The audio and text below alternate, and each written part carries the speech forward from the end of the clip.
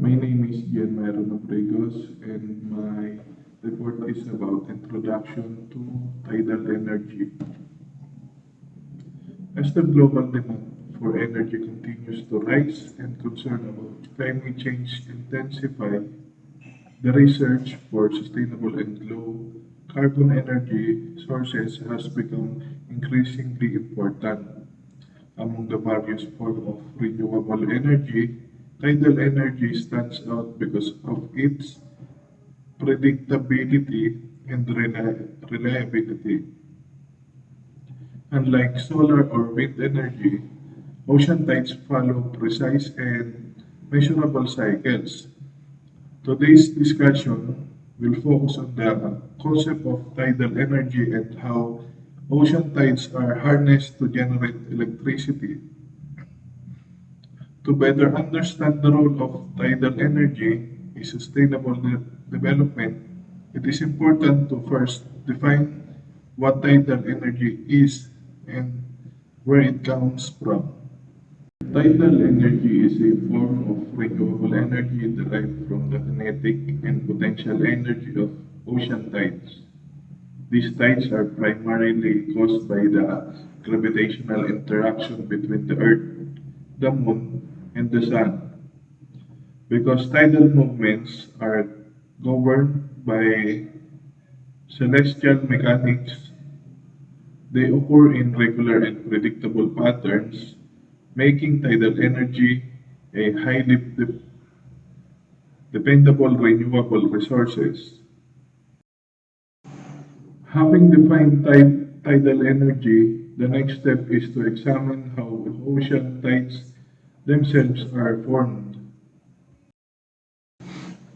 Ocean tides are generated by the gravitational pull of the Moon and to lesser extent the Sun on the Earth's oceans. As the Earth rotates, different coastal areas experience alternating high tides and low tides. The difference in water level between these tides, known as the tidal range, and the speed of moving tidal currents are key factors in determining the potential of tidal energy generation. This moving water contains kinetic energy and potential energy, both of which can be harnessed to generate electricity. With an understanding of how tides form and store energy, we can now explore how this natural movement is converted into usable electrical power. First one is the movement of tides. During high tide and low tide, seawater flows in and out of coastal areas, estuaries, and narrow channels. The stronger the tidal current or the greater the tidal range, the more energy is available. Next is the use of turbines. Tidal energy system place turbines in areas with strong tidal currents. As heavy water flows past or through these turbines, it causes the blades to rotate. Third is energy conservation. The rotating turbines are connected to generators. The mechanical energy produced by the spinning turbines is converted into electrical energy through electromagnetic induction. And lastly, the electricity distribution. The generated electricity is transmitted through underwater cables to the power grid, where it can be used by homes, industries, and institutions. Bago tayo magpatuloy sa discussion ng tidal energy, talakayin muna natin kung ano nga ba ang tide.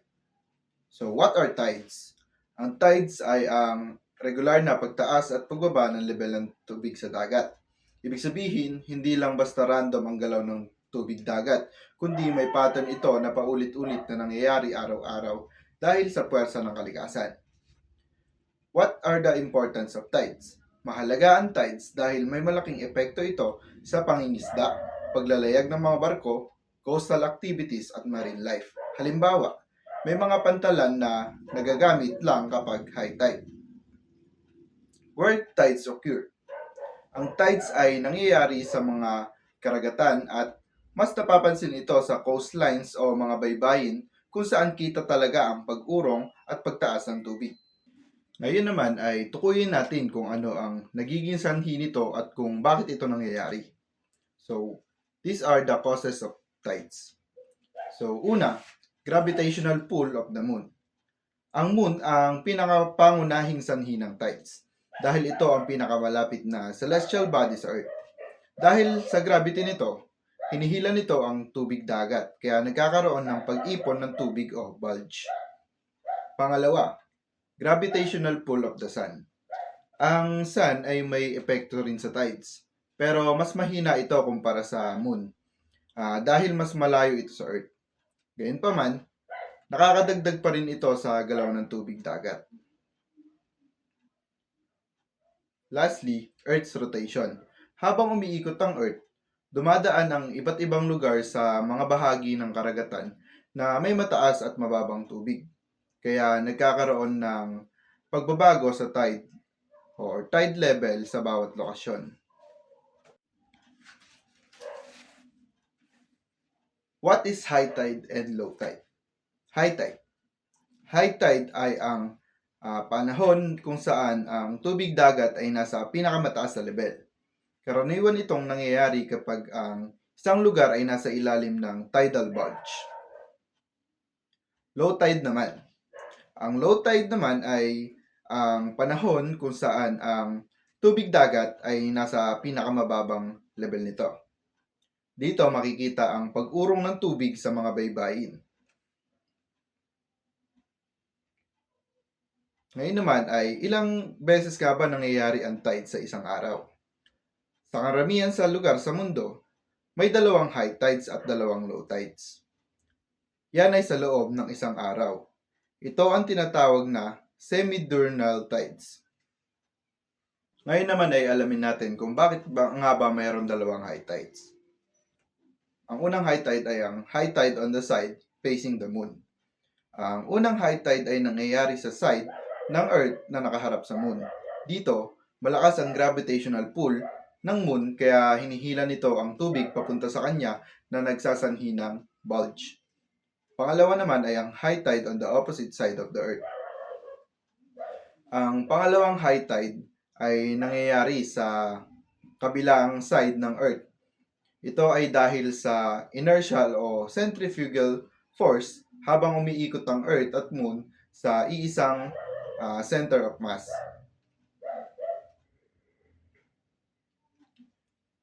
Ngayon naman ang resulting tidal bulges. Dahil dito, nagkakaroon ng Earth ng dalawang water bulges. Kaya isang lugar ay dumadaan sa dalawang high tide habang umiikot ang Earth. Time interval between tides. High tide to low tide. Mula high tide papuntang low tide, ang oras na lumilipas ay humigit kumulang 6 hours and 12 minutes. From low tide to high tide naman, ganun din ang oras mula low tide pabalik sa high tide. Kaya halos pareho ang pagitan ng bawat pagbabago ng tide. Tidal cycle duration.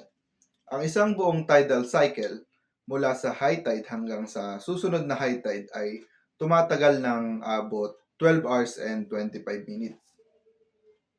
Kung papansinin, mayroong dalawang tidal cycle sa isang araw. Pero kung susumahin ang oras ng pagpapalit ng tides, ito ay may 24 hours and 50 minutes na sobra sa 24 hours sa isang araw. Bakit nga ba ganito? Ito ay dahil sa dalawang uri ng isang araw. Ito ay ang lunar at solar day. Una, solar day. Ang solar day ay ang karaniwang 24 hours na sinusukat natin sa oras. Ito ang panahon na kailangan ng Earth para muling humarap sa Sun. Pangalawa naman, lunar day. Ang lunar day ay may mas mahaba na oras na 24 hours and 50 minutes dahil habang umiikot ang Earth, gumagalaw din ang Moon sa orbit nito. Effect on the tide timing. Dahil dito, ang high tide ay nangyayari ng halos 50 minutes later bawat araw, kaya hindi pare-pareho ang oras ng tides araw-araw. Narito naman ang importance and application of tides. Una, navigation and fishing. Ginagamit ang tides upang matukoy ang ligtas na oras ng paglalayag at pangingisda, lalo na sa mga pantalan at baybayin. Pangalawa, coastal ecosystems. Sinusuportahan ng tides ang marine ecosystems sa pamamagitan ng pagdadala ng nutrients at oxygen sa mga coastal areas. Ngayon naman ay ang renewable energy na siyang mas tatalakayin pa natin sa mga susunod. Ito ay ang galaw ng tides ay maaari ring gamitin bilang renewable energy source, kung saan ang kinetic energy ng tubig ay ginagawang kuryente. In this report, I will discuss how tidal energy works, focusing sa science behind sa tides and paano yung natural movement ng water ay nako-convert sa electrical energy. Tidal energy stands out dahil ito ay highly predictable and reliable. Unlike sa solar or wind energy, tides follows precise and measurable cycle na napipredict in advance. Para mas maintindihan natin ang tidal energy, we must first understand why tides occur. Particular na information about near side and far side tidal bulge. Before moving sa different types of tidal power technologies, including tidal barrage, tidal stream, tidal lagoon, or dynamic tidal power, kailangan muna natin maintindihan kung paano nag-work ang tides. How tides are formed? Tides are caused mainly by gravitational pull of the moon. Gaya na sinabi ng kagroup ko, dahil sa moon kaya nagkaka-tide. Pag walang moon, edi sayang lang ang investment sa mga tidal energy. Let's discuss yung near side tidal bulge. Ang near side ay ito yung side ng Earth facing the moon. So mainly, moon's gravity yung humahatak sa ocean papunta sa moon, kaya tumataas yung tide. Nagkakaroon ng high tide. Ang far side tidal bulge, ito naman yung nasa kabilang banda or opposite side of the Earth. This occur dahil yung Earth ay pinupull din ng gravity ng moon. So yung inertia ang nag-work. So naiiwan yung tubig sa kabilang dulo. So para siyang kapag lumiko sa curve yung kotse, curve pa right. So mapupunta sa left naman yung mga pasahero. So ganun din nag-work sa other side. Kaya nagkaka-high tide kabilang side ng Earth. So between ng dalawang high tide, dun naman yung low tide. Ngayon, pag-usapan naman natin ang Earth rotation and tidal cycle. As Earth completes its rotation, coastal areas pass through this bulge. Ang bulge pala, ito yung nag-stick out more than the surrounding area. So, this results in 2 high tides and 2 low tides. So, my question is, bakit nagkakaroon ng 2 high tide and 2 low tide each day? So, the first reason is, meron dalawang tidal bulge. Katulad nga ng sinabi ko kanina, the moon creates 2 bulge of the ocean water of the Earth. Once yung facing the moon, mainly due to moon's gravitational pull, and yung kabila naman due to inertia dahil hinahatak din yung Earth towards the moon. So these 2 bulge always roughly 180 degrees apart. So number 2 reason is Earth rotates under these bulges. So Earth rotates every 24 hours. Alam naman natin lahat yan. Pero yung moon is also moving. So a full tidal cycle is about 24 hours and 50 minutes. As Earth spins, a coastal location passes through the first bulge, high tide yun. Then, it moves into a region between bulges, low tide naman. Then, it reaches the second bulge, another high tide. Then, another low tide follows. That results to having 2 high tides and 2 low tides in one day. So, third reason is time between tides. Alam ko nabanggit na rin ng kasama ko kanina na dahil meron tayong 24 hours and 50 minutes, so yung pagitan ng dalawang high tides ay 12 hours and 25 minutes. So, pagitan naman ng high tide to low tide ay 6 hours and 12.5 minutes. Kaya, ang tides ay nagpo-follow lang sa regular at predictable pattern. Next is why the sun doesn't cancel this out. So, the sun also affects tides, but mas malapit yung moon sa Earth, kaya yung tidal effect nito ay mas malakas. The sun mainly modifies the tides. Meron tayong spring and neap tides na tinatawag, rather than changing the number of tides per day. Okay, let's talk about spring tides. Nangyayari ito kapag ang sun, moon, and earth are aligned in a straight line. Nangyayari ito tuwing new moon or full moon. This happens dahil yung gravitational pull ng moon and ng sun ay nagko-combine. Nagkikreate ito ng larger tidal range. This results to higher tides than normal. So yung high tide natin, mas may high tide pa. And yung low tide ay mas may low tide pa. And nagre-result din ito sa stronger tidal currents. Next is the neap tides. Nangyayari naman ito kapag ang sun and moon ay right angle relative sa Earth.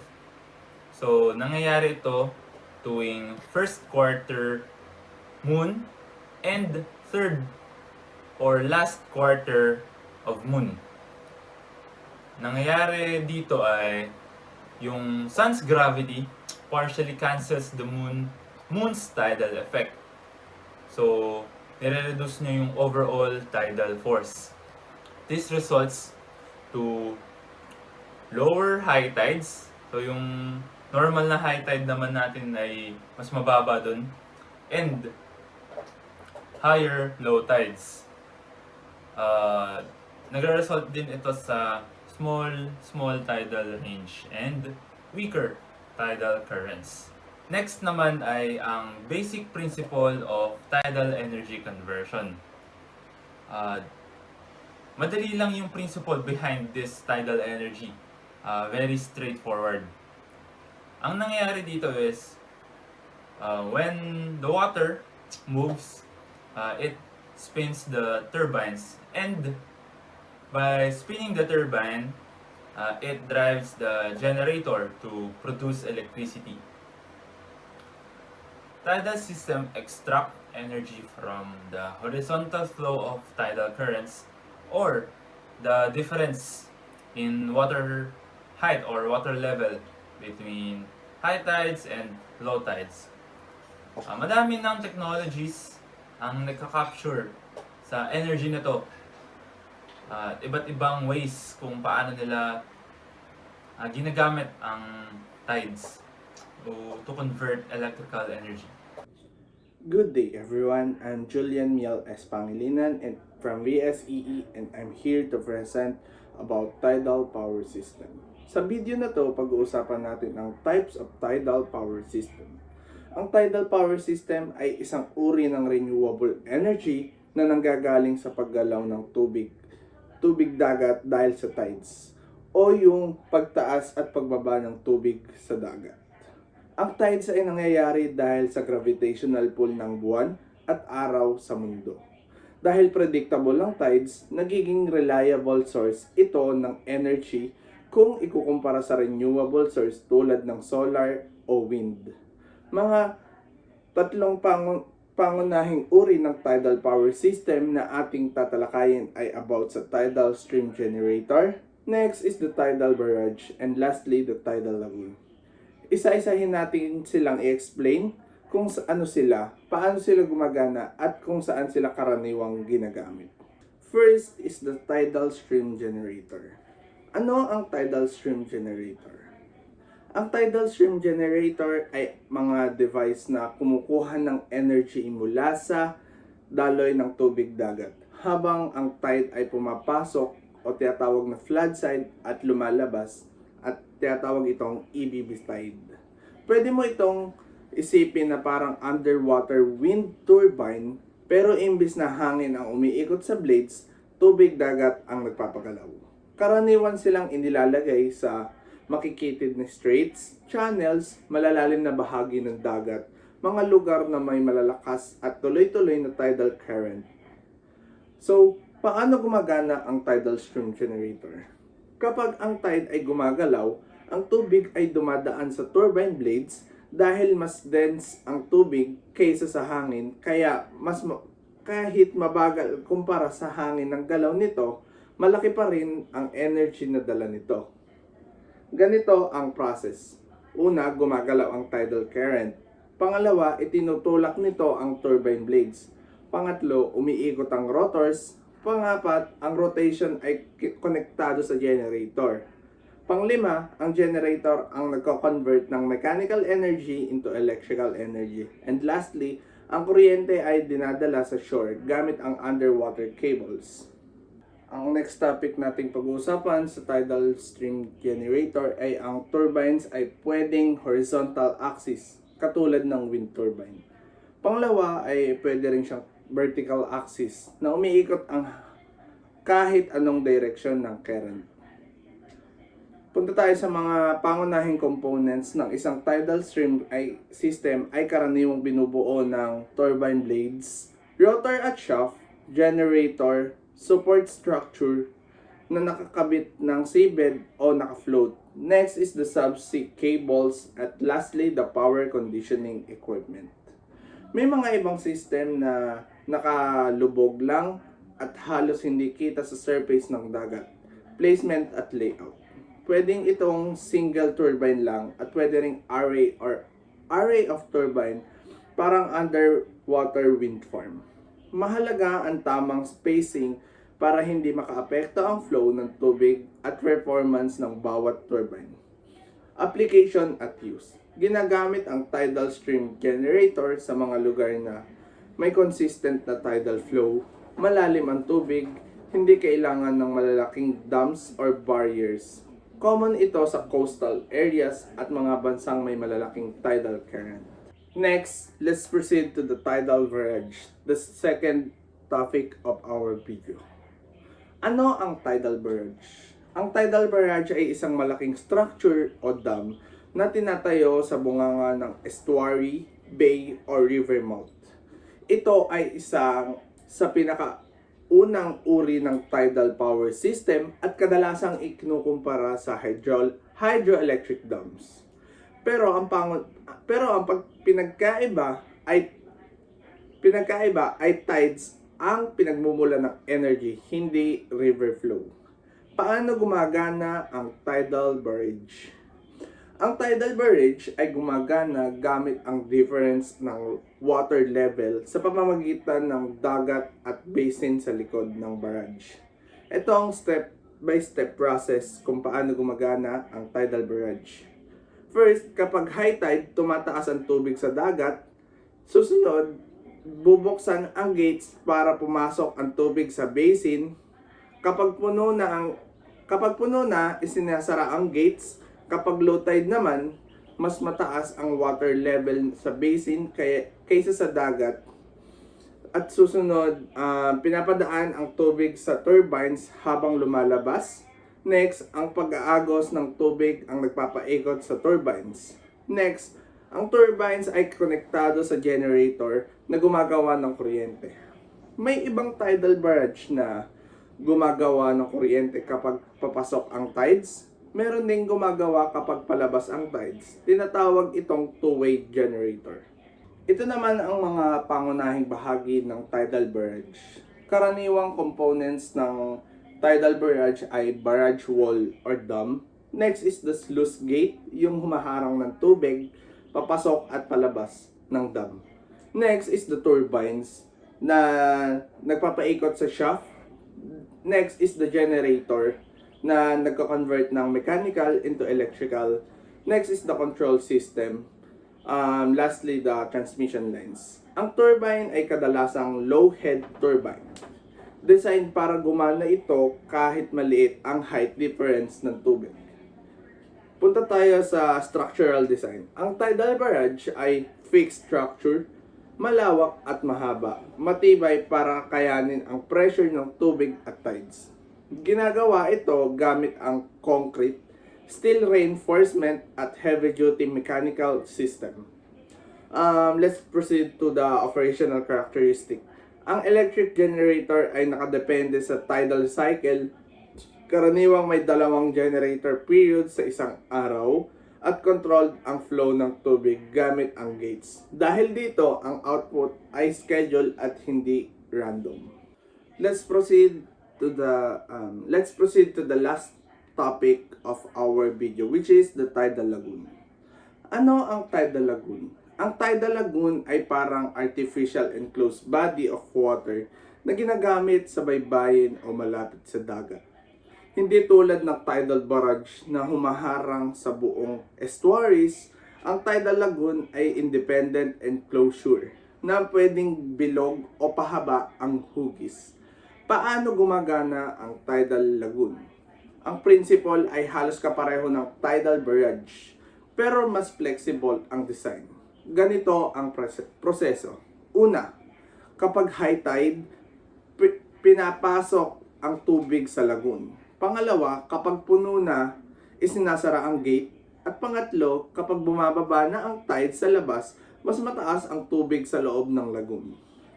Next step is, ang tubig ay pinapadaan sa turbines palabas. Umiikot ang turbines at nako-convert ang generator ay gumagawa ng kuryente.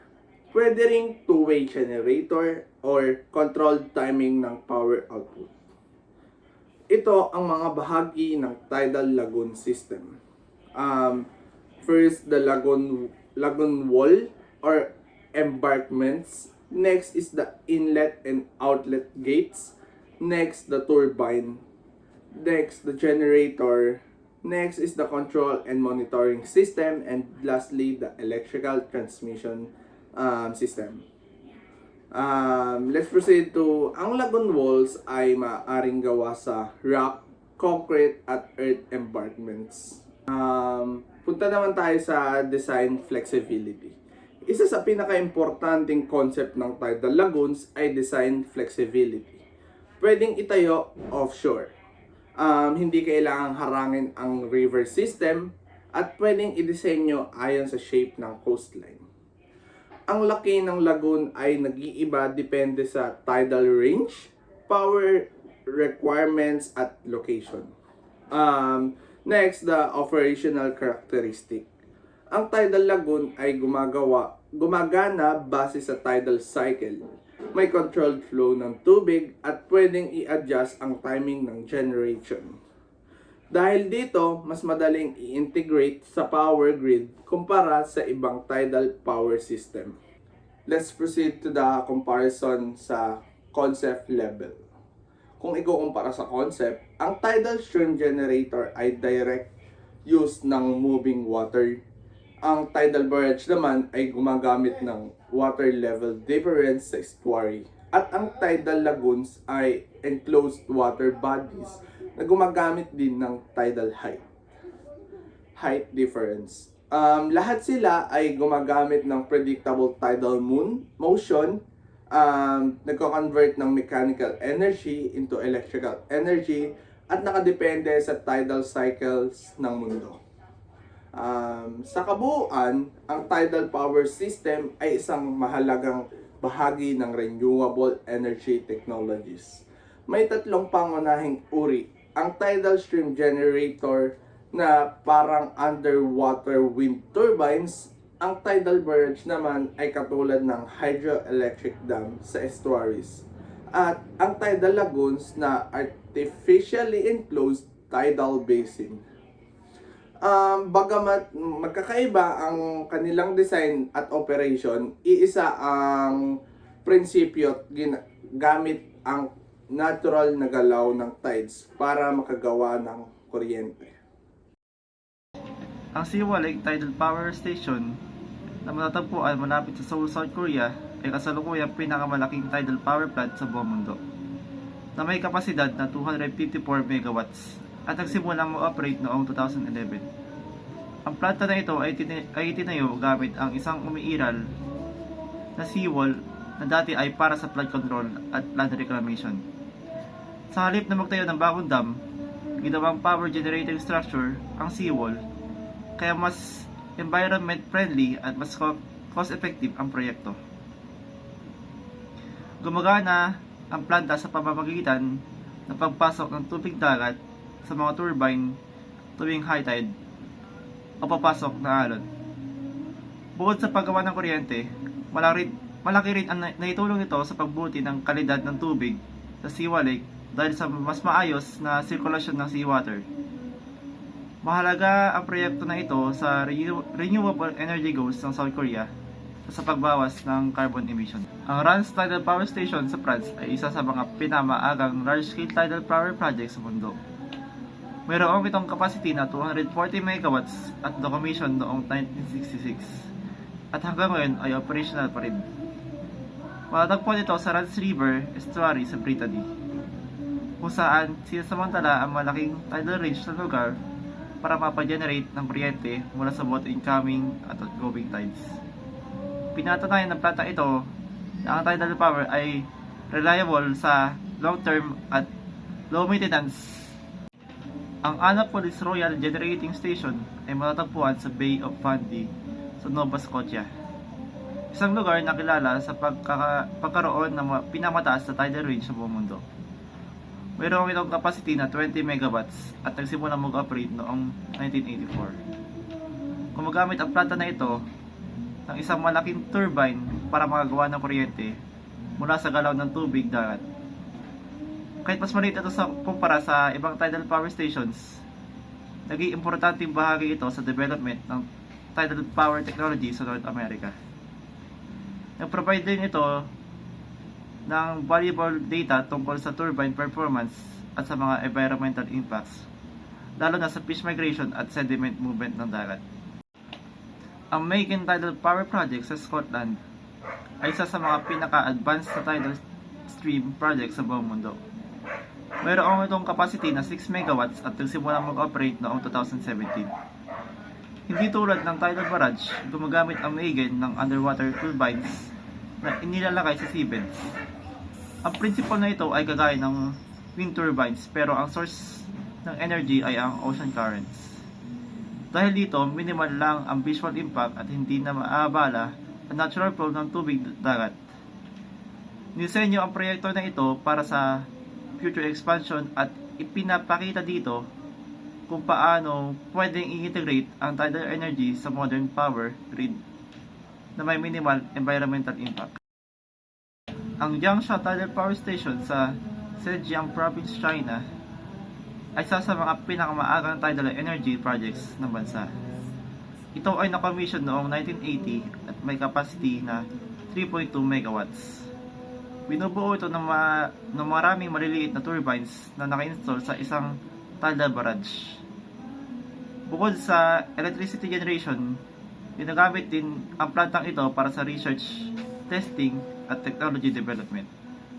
Malaki ang naitulong ng Jiangsha Project para magkaroon ang China ng early experience sa tidal power engineering at nagsilbi itong foundation para sa mga malawak na renewable energy research ng bansa. So let's talk about advantages and disadvantages of tidal energy. So ang tidal energy ay isang uri ng renewable energy na nagmumula sa galaw ng tubig ng dagat, lalo na sa high tide at low tide. Tulad ng ibang energy source, may maraming advantages pero marami ding disadvantages na kailangan pag-isipan bago ito gamitin sa malawakang paraan. So unahin natin ang mga advantages of tidal energy. Una, ang tidal energy ay renewable. Ibig sabihin, hindi ito naubos. Hanggat umikot ang Earth at may Moon, patuloy na nagkakaroon ng tides. Hindi tulad ng fuels, tulad ng coal, oil at gas, pwedeng maubos sa paglipas ng panahon. Dahil dito, ang tidal energy ay pangmatagalang solusyon sa energy problem ng mundo. Ikalawa, ang tidal energy ay may zero carbon emission habang gumagawa ng kuryente. Kapag ang tidal power plant ay nag-ooperate, wala itong inilalabas na usok ang greenhouse gases tulad ng carbon dioxide. Malaking tulong ito sa pagbawas ng climate change at global warming. Lalo sa ngayon, isa to sa pinakamalaking problema ng mundo. Pangatlo, ang tidal energy ay predictable. Hindi tulad ng solar energy na umaasa sa sikat ng araw o wind energy na nakadepende sa lakas ng hangin. Ang tides ay madaling hulaan. Alam ng scientists kung kailan ang high tide at low tide dahil sumusunod ito sa regular cycle ng moon. Dahil dito, mas madali ang planning ng power generation at mas stable ang supply ng kuryente. Ikaapat, ang tidal energy ay may high power output dahil ang tubig ay mas dense kaysa sa hangin, 800 times na mas dense. Mas malaki ang purse nito. Ibig sabihin, kahit mabagal ang galaw ng tubig, malaki pa rin ang energy na nalilikha. Ang isang tidal turbine ay pwedeng magawa ng mas maraming kuryente kumpara sa wind turbine na pareho ang laki. At ikalima, ang tidal power plant ay matibay at pangmatagalan. Kapag naitayo ang isang tidal barrage o tidal stream generator, pwede itong tumagal ng maraming dekada. Halimbawa, ang Rance Tidal Power Station sa France ay gumagana pa rin hanggang sa ngayon kahit itinayo ito noong 1966. Ibig sabihin, kahit matagal, mahal, sa simula bumabaw ito sa long-term use. Dumako naman tayo sa mga disadvantages of tidal energy. Una, ang tidal energy ay may limited installation site. Hindi lahat ng lugar ay pwedeng pagtayuan ng tidal power plant. Kailangan itong itayo sa coastal areas at sa mga lugar na may malaking diferensya sa taas ng high tide at low tide. Dahil dito, unti lang ang mga bansa na talagang angkop para sa tidal energy, kaya mahirap itong patupad sa buong mundo. Ikalawa, ang tidal energy ay napakamahal pagdating sa initial cost. Ang mga tidal turbines at barrage ay kailangang sobrang tibay dahil malakas ang pressure ng tubig dagat. At maaaring magdulot ng corrosion. Dahil dito, mas mahal ang paggawa at pag-install kumpara sa wind, solar power plants. Halimbawa, ang Rance Tidal Power Station inabot ng ilang dekada bago mabawi at ang mga nagastos sa paggawa nito. Ikatlo, may environmental effects ang tidal energy, lalo na sa tidal barrage. Ang pagtatayo ng tidal barrage ay maaaring magbago sa natural na daloy ng tubig sa estuaries. Dahil dito, mas maaaring maapektuhan ang mga marine life tulad ng isda, shellfish at iba pang organismo. Maaari rin maistorbo ang kanilang spawning at migration patterns. Kaapat, ang mga underwater turbines ay may posibilidad na masama sa marine animals. Tulad ng wind turbines na pwedeng maapatay ng ibon, ang tidal turbines ay pwedeng masama sa malalaking isda at sea mammals.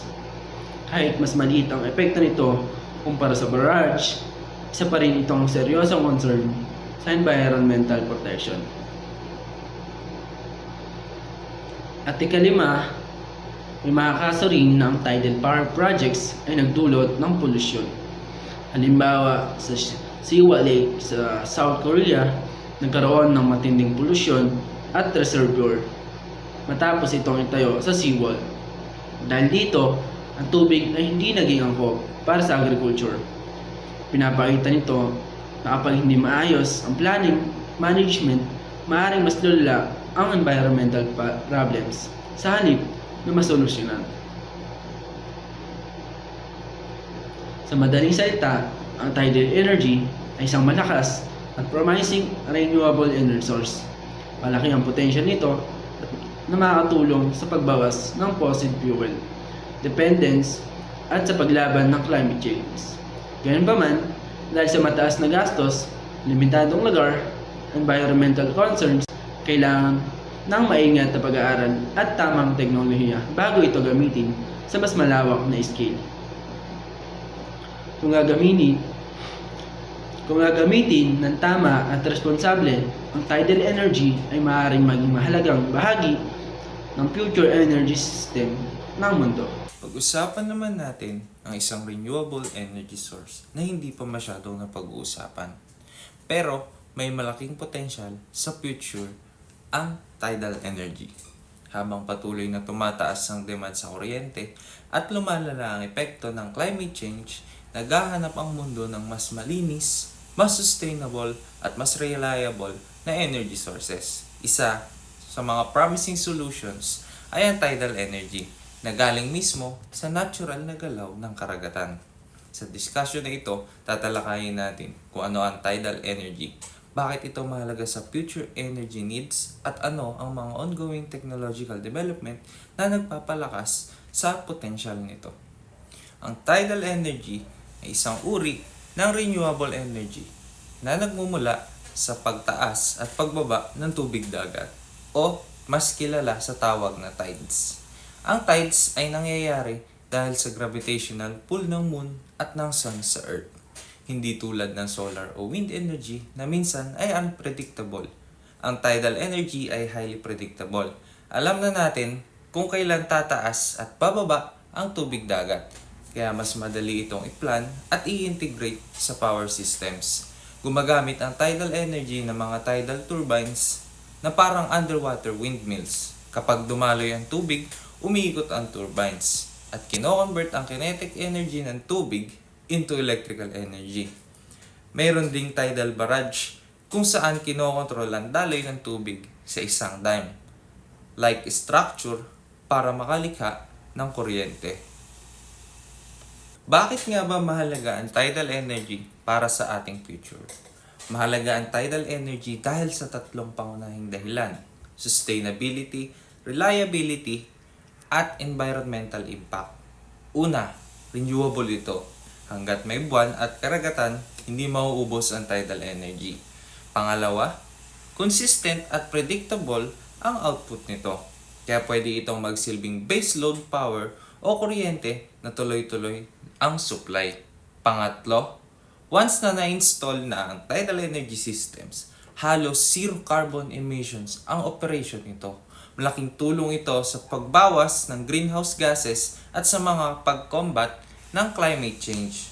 Lalo itong mahalaga para sa mga coastal countries at island nations kung saan malaki ang access sa karagatan pero limitado ang fossil fuel resources. Sa future energy mix, may kakayahan ng tidal energy na mag-supply na significant portion ng electricity demand. Lalo na sa coastal regions, hindi man ito agad mapapalitan ng fossil fuels, pwede itong magsilbing support system kasama ng solar, wind at hydropower. Dahil predictable ang tides, pwede itong gamitin para i-balance ang fluctuation ng ibang renewable resources. Para sa mga isla at remote coastal communities, ang tidal energy ay pwedeng maging local power source na magbabawas sa mahal at pollution diesel generators. Sa long term, kapag bumaba ang cost at mas naging advanced ang technology, posibleng mas malaki pa ang maiambag ng tidal energy sa national at global energy supply. And syempre, tuloy and ongoing ang technological development ng tidal energy. Patuloy ang development ng tidal energy technologies para gawing mas efficient, cost-effective, at environmentally friendly ang systems. Isa sa mga major developments ay ang improved tidal turbines. Mas matibay, mas efficient at kayang mag-operate sa malakas na currents. Mayroon din floating tidal systems na mas madaling i-install at i-maintain kumpara sa fixed structures. Bukod dito, ginagamit na rin ang smart grid technologies para mas maayos ang integration ng tidal energy sa existing power grids. May research din sa paggamit ng advanced materials at underwater robotics para mas mapababa ang maintenance cost at mapahaba ang lifespan ng mga equipment. At syempre, kahit malaki ang potential ng tidal energy, meron pa rin itong mga challenges at limitation na kinakaharap. Kahit malaki ang potential ng tidal energy, may mga challenges pa rin itong kinakaharap. Una ay ang mataas na initial cost ng installation. Mahal ang equipment at underwater construction. Pangalawa, may mga environmental concerns tulad ng epekto sa marine life at sediment movement. Meron ding geographical limitations. Hindi lahat ng lugar ay may sapat na tidal range para maging viable ang tidal energy projects. Pero sa tulong ng continuous research, mas maayos na environmental assessment at government support, unti-unti itong natutugunan. Therefore, in total, ang tidal energy ay isang promising at powerful renewable energy source para sa future. May kakayahan itong mag-contribute sa global energy needs, lalo na sa mga coastal at island regions. Sa tulong ng technological innovation, investment, at policy support, posibleng maging mas malaking bahagi ito ng sustainable energy system sa hinaharap. Ang tidal energy ay hindi lang tungkol sa kuryente.